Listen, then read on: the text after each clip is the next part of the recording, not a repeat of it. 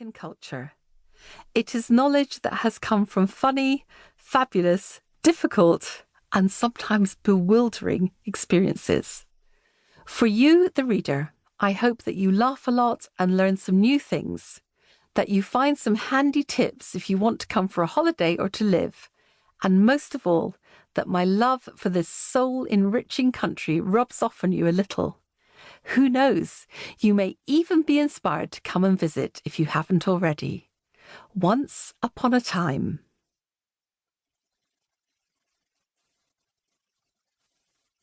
Chapter 1, Marrakech. It is the smell that hits you first. A heady mixture of horse pee, charcoal smoke, and perfume from 1,000 warm bodies. Then it is the noise, the rhythm of drums and castanets, shouts of orange juice, orange juice, orange juice, the bells from the horse-drawn carriages, and the shrieks of excited children as they watch street boys launch neon stingers high into the air. Hollywood couldn't make up Jebel al-Fana, the main square of Marrakech. It is Africa, the Orient, magical and mythical, but at the same time very, very real. It is also the centre of the city and the country that I had arrived in, expecting to stay for 4 months, but which has grabbed me and won't let go. It's 4 years and counting. When I left the mists of England's Peak District on 2nd January 2014, with just 1 suitcase and the scribbled down address of my new flat share in Semlalia, my overwhelming thought was, what on earth are you doing, you insane woman? Why are you blowing up your very nice life once again? I had been persuaded to sign up to run the Marathon des Sables, the toughest foot race on earth. 6 marathons in 6 days across the Sahara. And I was coming to Morocco to train for it. I was actually going to do this crazy thing. Charlie Shepherd, friend, founder of adventure company Epic Morocco, expert on all things Moroccan, running and cycling, has a lot to answer for. Go on, he had said the summer before, catching me at a weak moment when he had just made me cycle up a very large hill.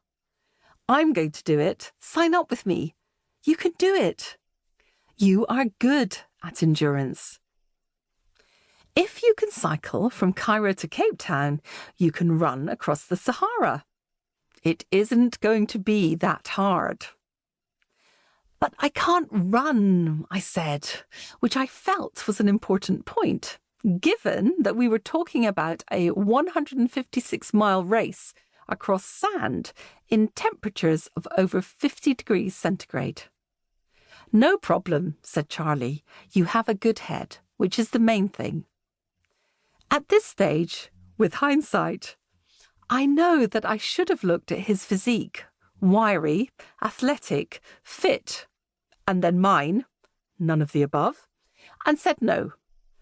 But he is a very persuasive person, and I found myself believing him. Next thing I knew, I was signed up and panting uphill and down dale in the rain and mud round my home in Hayfield, with my running partner Naomi and Billy the running dog.